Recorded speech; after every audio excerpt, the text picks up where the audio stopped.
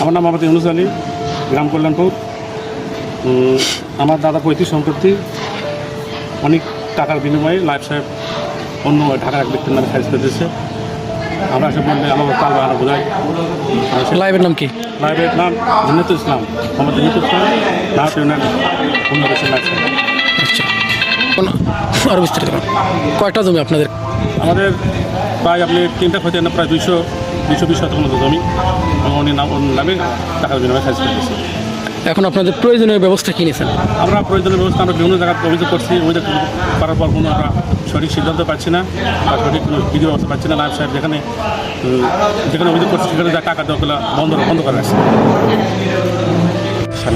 শামীম, বাসা কল্যাণপুর। আমরা এখানে আসছি আমার দাদার পরিশমূলের সম্পত্তি, আমাদের দাদার যত সম্পত্তি আছে সেই সম্পত্তিগুলো নতুন একজন ব্যক্তি এসে সবগুলো সম্পত্তি খারিজ করে নিয়ে গেছে। এখন এই সম্পত্তিগুলো আমাদের বসত বাড়ি সহ আমাদের জমি জমায় আমরা এই সম্পত্তিগুলো খারিজ করার মূল পন্থা এখান থেকে প্রস্তাব দিছে। এই প্রস্তাবটা কী মূল্যে পাঠানো হয়েছে এটা এখন তিনি জবাব দিতে পারতেছেন না। এতগুলো সম্পত্তি আমাদের ভোগ দখলে থাকার পরেও কীভাবে খারিজ হয় আমরা জানি না। মানুষ এখানে আসে হচ্ছে সেবা নেওয়ার জন্য, তবে মানুষ আমরা এখন হয়রানি। এখন এই 200 শতক সম্পত্তি খারিজ হয়ে গেছে। এই হওয়ার পরে এখন এটার অবস্থা যে কোথায় আছে, যে খারিজ করে নিয়েছে সেটা কি ব্যাংক লোন নিয়ে এখন কোন অবস্থায় হয়ে আছে এটা আমরা জানি না। এখন আমাদের সামনে থেকে কোনো বিপদ আপদ হবে কিনা এই দায়িত্ব অবশ্যই এই কর্মকর্তাকে অবশ্যই নিতে। কর্মকর্তার নাম? সেই অভিযোগটা আসলে কতটুকু সত্য এটা তো সত্য না।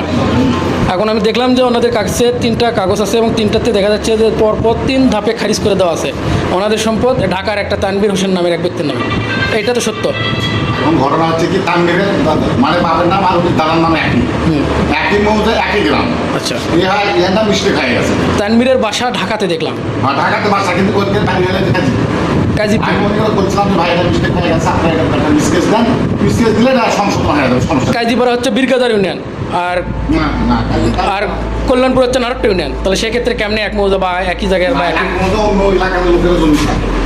আচ্ছা, আপনার নামে অভিযোগ আনছে যে টাকা দিয়ে আপনি পার করছেন, এরকম লক্ষ লক্ষ টাকা লেনদেন করছেন। এখানে কোনো আবেদনই করেনি। এখন আবেদন করতে আবেদন করছে আমরা জানি মানে ওরা এখান থেকে করেনি? না, এখান থেকে আবেদন করছে। তো আপনি তাহলে প্রস্তাব পাঠাচ্ছেন কীভাবে? আপনার কাছে তো অবশ্যই কোনো ডকুমেন্ট আছে, পাসওয়ার্ড আছে, পিন আছে, সেটা আপনি কীভাবে পাঠালেন? ওরা তো সার্টিফিকেট দিচ্ছে, উনি হচ্ছে ভোটার আইডি কার্ড দিচ্ছে যে আমার একটা বাপের সম্পত্তি। ওনার পিতার নাম কি? উনি পিতার নাম হচ্ছে যে হাতেম আলী। আচ্ছা, ওনার পিতার নাম যদি হাতেম আলী হয় তাহলে হাতেম আলীর হচ্ছে ছেলে উনি? হ্যাঁ, ছেলে দাবি করছে।